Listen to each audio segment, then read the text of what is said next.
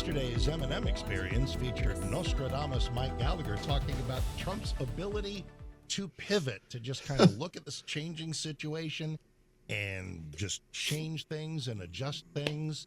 And I will tell you, this is a little bit of what I was talking about with the silver lining as well, that from the most horrible of circumstance comes an opportunity for him to take a look at some of the most brash rhetoric. I'm a big fan of brash rhetoric, and say, you know what, maybe there's some things that need to be dialed back. Tell me how yesterday struck you.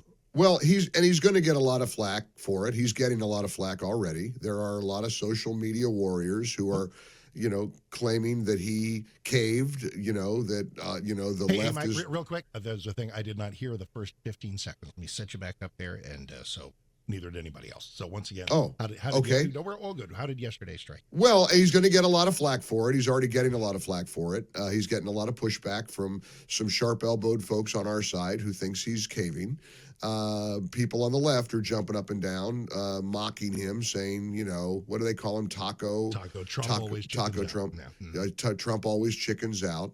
Mm-hmm. And as I said yesterday morning, I really do believe that there's a need here for a pivot. And you got Governor Walz reaching out to Trump. Mm-hmm. So that's a step in the right direction. You got Tom Homan meeting today with Jacob Fry and apparently Tim Walz. Mm-hmm. And I think it's generally I think everybody's coming to the same conclusion that some of the rhetoric that came from the administration after the shooting was an unforced error, to quote Jonathan Turley. There's no evidence that this guy was a domestic terrorist who was planning to massacre multiple federal agents. Yeah. There's just no evidence of that, apparently. Now, maybe, if they had evidence, I think they'd present it. So it's not really time to pile on. It is what it is. We got to turn the page, and like you always say, let the game come to us. And right now, they're going to pull back. They're pulling the Border Patrol chief out of there. They're going to scale back. Trump's position is, if they'll only cooperate with us, we don't need to have Border Patrol there. Mm-hmm. Fry is supposedly saying we understand the role of ICE. Now I don't know. I believe it when I see it. We get all warm and fuzzy about John Fetterman, and now John Fetterman's turning around saying they got to completely pull out of Minneapolis altogether. But I think he's going to stop. I think that was pre-yesterday, and I don't think he was on with Hannity last night, and said, look, and Hannity asked him, didn't Biden lie for 4 years about the border being under control? He said yes. He agreed. I saw that. Is also not for 1 minute going to shut down the government as ICE funding is held hostage. So when the game changes, not to keep using war imagery, but when the enemy does something different, when the situation changes, you sometimes adjust your plan if things aren't working as well as you'd like them to. That's what he's doing. So everybody on the left, enjoy your day. He's not surrendering his agenda item to make us safe from illegal immigration. And the critics on the right, for whom it's just not sharp-elbowed enough, guys, are you helping us? Is it a great idea to say things and do things that get us slammed in a midterm election cycle? It's not. So I like Gavin Newsom tweeted out about the Border Patrol chief being pulled out, and he said, "It's working, guys. Keep it up." I mean, they're going to spike the football, and they're going to act like, but the frustrating part, Mark, is that there is some truth to mob rule winning. We haven't seen these kind of protests that have led to these deaths anywhere else in America. Correct. Even in, rough Chicago, and even in cities that are blue cities, we haven't seen them. It was only Minneapolis. And that's because, and it's already been revealed, there's this shadowy network of organizers, and they've got this Signal app stuff, and they converge upon these officers, and it is frustrating. I'm going to admit it's very frustrating to see what appears to be the mob winning this chapter. Well, what's the alternative? Because I know what you mean, and I feel you. But so what's the alternative for him to change? Pedal to the metal. Pedal to the metal. Okay, what does that look like? It looks like it's going to be a mess. You're right, but that's the alternative. Right. The alternative is simple. Right. So double down. How many more shootings would we get? How many more dead people would we have to navigate and have 15 angels dancing on the head of a pin and contorting ourselves like pretzels to make every shooting look perfect because we have to. What kills me is that these shootings are what they want. They want this. I'm convinced these Democrat leaders, look, these are ghouls. There are so many demons on the other side, and I always come back to the battle of good versus evil.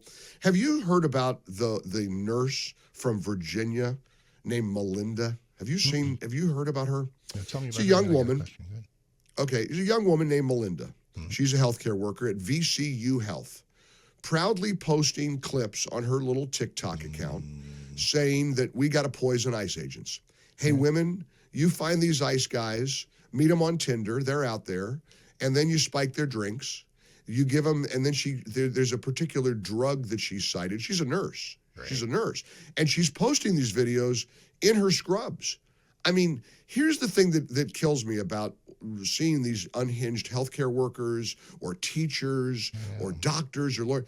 They're proud of it, Mark. Yep. They don't, imagine saying out loud, look, hi, I'm a nurse in Virginia, and I want you to get syringes, and she says this, get syringes with needles and stick an ICE agent with a drug that paralyzes him and could likely kill him. Mm-hmm. And she's smirking and she's smiling, and it's a series of videos. Now, she's been completely exposed. Now she's outed. Everybody knows who she is. They're posting her nurse's license online. Yeah. They're making demand, and she's done. She's finished. She might get prosecuted. I don't know. But Mark, what was she thinking? I mean, what are any of them thinking? I know. What are any of them thinking? Because they're teaching and caregiving professions abrogating their main responsibility. They're posting this stuff for public consumption. I know. I mean, it's one thing if you're such a demon that you're thinking to yourself quietly, boy, I wish I could kill some of these cops. I don't like cops. But to say, I'm going to take my camera and I'm going to put the camera on my face and I'm going to post it on my social media page. Yep. It shows you how demonic they are. Mark, how else do you describe this? They're proud of their ghoulishness. Your terminology is perfect. 60 seconds ago, you said another thing that had been a shared narrative of you and me, that the Democrat leadership wants this. They want the conflict. Yesterday, when you and I talked about giving them what they want, an idea that's not really workable, but maybe you think we've taken a step toward that, taking all of ICE out, saying, okay, we're going to give you what you want. We're pulling out completely. Let the illegals have your state and see how that works out for you. And we said that Walz and Fry would not take that offer because they do crave the conflict, they do crave the rioting, and are willing to even endure and absorb the occasional shooting if it ramps up the chaos. Now, if that's true, and I've kind of believed that too, why did they seem to make a little bit of nice with Trump yesterday? Well, they also recognize something's got to give. I mean, everybody knows something's got to change. The same path, we can't stay on this same path because you're right. More people are going to get shot in the streets. More people. I mean, they're pragmatists if nothing else. And I think they figure, okay, 2 shootings. That's our pound of flesh. We got what we wanted. Now we'll pivot along with Trump, and we'll try to play nice a little bit and see how this goes. The whole thing is just a mess. We got time to fix it. We've got, I'm looking at the midterms, and I think it's less of a mess in the days moving forward than it was for the last few days. I like less of a mess. I also am thoroughly confident that Trump is not buckled, that he's not chickening out, that he's not abandoning the notion of trying to get serious about Minnesota. I knew he would pivot. I knew he would pivot. I knew he would. Yesterday, that's why I told you yesterday. Yeah. I knew he would say, you know what, we got to change here. And I don't think he's real happy with Kristi Noem. Nope. I don't think he's real happy with her at all. And I'm not sure that she shouldn't be. And I hate to throw her under the bus. I think she's done a great job. But, I'm not Pam Bondi. I don't know about you, not a fan. I'm starting to just, the bloom is coming off the rose of some of these folks. So Bondi caught a lot of Epstein-related heat. What else? What else troubles you? Well, do something. Make arrests. I mean, they can't even get Don Lemon arrested. Arrest somebody. You know, I mean, I appreciate that she likes to go on Fox News, but maybe instead of do a little less TV time and do some action. How many people make some arrests? I think people are screaming for that, clamoring for that, Mark. Don't you? I am. And the first thing I thought was if this would be for the antics at the church, and I would think that would be more of a local arrest. But aren't we talking about federal charges of impeding the FACE Act, the Freedom of Access to Clinic Entrance? It's a federal law that they also violated, and Don Lemon along with them. So I'm just wait. We're just waiting. Look, all I know is my sacrifice this week has been enormous with all the weather issues and everything. I have been sick as a dog since I got back from my vacation. How you feeling? You doing all right? My allergies, not very good, but I did get advice yesterday after I told everybody my story about the neti pot. One of my kids told me about the neti pot, and I tried that. Mark, I had water squirting out of my eyes. I had water. Describe what you heat up heated liquid, you pour it in one nostril. One nostril, and it's supposed to go out the other. I had it. You're supposed to. Where did it come out of you? It was coming out of places it shouldn't have come out of.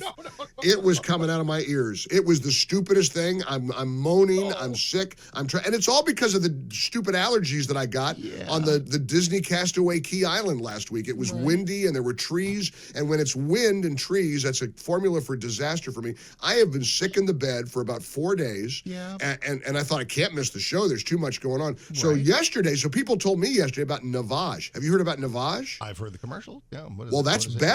That's like a suction thing that kind of automatically puts it up one nostril and comes out the other. You don't have to worry about it, because you should have seen me with the neti pot. I was waterboarding myself. I was I'll tell you. I was. I'll give you any secret you want to. I was doing it to myself, and you should have seen the water was shooting out everywhere. I couldn't get it to, and I felt like I was drowning. It was the stupidest thing, and because my kids said, "Dad, you got these sinus things. Just try this neti pot. It'll work." Yeah. Lisa swears by it, and she loves it. Yeah. Well, tell her to try Navage, because that thing works. She loves the thing. She has no problem. Oh yeah. Well, that works pretty good. Although it's still a horrible sensation. Well, I will tell you this, and I will say this, but yesterday I drove around and had some stuff to do post-show, listen to you. You sounded great, and you're full of vim and vigor today. It's drugs. You'll be great. Mucinex. Mucinex. It's drugs. Show brought to you by Mucinex. Well, now my new fear. Did I ever tell you how years ago I got addicted to nasal spray? You know, you can get addicted to nasal spray. Okay. And Afrin, years ago, when I was doing local TV, I got a cold and I took it for too long. Right. If you take it for too long, it can backfire. Yeah, your nose clogs up because it craves it, and you got to go cold turkey. And I burst a blood vessel in my nose. I had to go to the emergency room. It was bleeding all over the place. So I thought, well, Vicks Sinex Severe, which is the little spray bottle that I'm taking now. Right. I thought that would be better. Last night before I went to bed, I went to ChatGPT. I said, can I get addicted to Vicks Sinex Severe? Oh, absolutely. Absolutely. If you take more than 4 days. Free. All the kids are doing it. First one's free. So I'm a junkie. And I got water coming out my ears from the neti pot. That's my day. Before you're in rehab and we have nothing but sub-hosts. Keep it together. And I'm here for you. With their 12-step programs, I'm here for you. I love you. I'm willing to sacrifice. All right, I love you. Goodbye. Ready. See you. No matter how he's feeling at 10 o'clock, he's going to rock. 7:52. For full shows, live and on demand, it's Salem News Channel.